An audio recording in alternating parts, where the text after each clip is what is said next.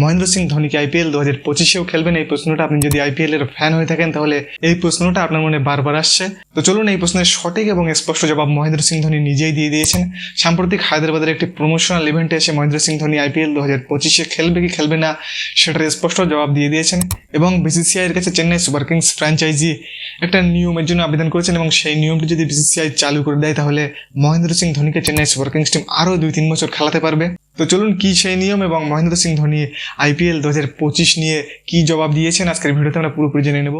তো মহেন্দ্র সিং ধোনি সাম্প্রতিক হায়দ্রাবাদের একটি প্রমোশনাল ইভেন্ট এসেছিলেন এবং সেখানে তিনি আইপিএল 2025-এ খেলবে কি খেলবে না সেটা নিয়ে জিজ্ঞাসা করা হলে তিনি স্পষ্ট জবাব দেন যে তিনি আইপিএল 2025-এর রিটেনশন রুলসের দিকে নজর রাখছেন। যদি আইপিএল 2025-এ আগের নিয়ম অনুযায়ী 4টে প্লেয়ার রিটেনশন করার রুলস থাকে তাহলে তিনি আর হয়তো আইপিএল 2025-এ খেলবেন না। কিন্তু যদি আইপিএল 2025-এ রিটেনশন রুল চেঞ্জ হয় এবং 4টে প্লেয়ারের জায়গায় যদি 5 থেকে 6টা প্লেয়ার রিটেনশন করা যায় তাহলে সেক্ষেত্রে মহেন্দ্র সিং ধোনি খেলবেন, এটা তিনি স্পষ্ট জানিয়ে দিয়েছেন। তো এই মুহূর্তে যারা আইপিএল এর ফ্যান এবং মহেন্দ্র সিং ধোনির ফ্যান তাদের নজর রাখতে হচ্ছে আইপিএল এর রিটেনশন রুলসের দিকে, কেননা যদি রিটেনশন রুলস চেঞ্জ না হয় তাহলে মহেন্দ্র সিং ধোনিকে হয়তো আমরা আর আইপিএল এ আর খেলতে দেখতে পাবো না।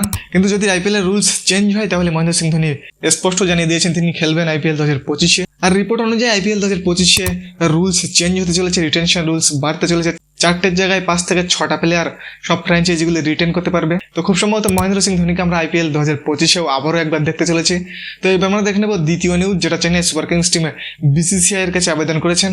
তো Chennai Super Kings team BCCI এর কাছে আবেদন করেছেন যে যদি কোনো প্লেয়ার দেশের অবসর ঘোষণা করেন এবং সেই অবসর যদি 5 বছর হয়ে যায় তাহলে সেই প্লেয়ারকে আনক্যাপ্ট প্লেয়ার করে দেওয়া উচিত। তো চলুন আপনাদের তার আগে বলে রাখি যে আনক্যাপ্ট প্লেয়ার কাকে বলে।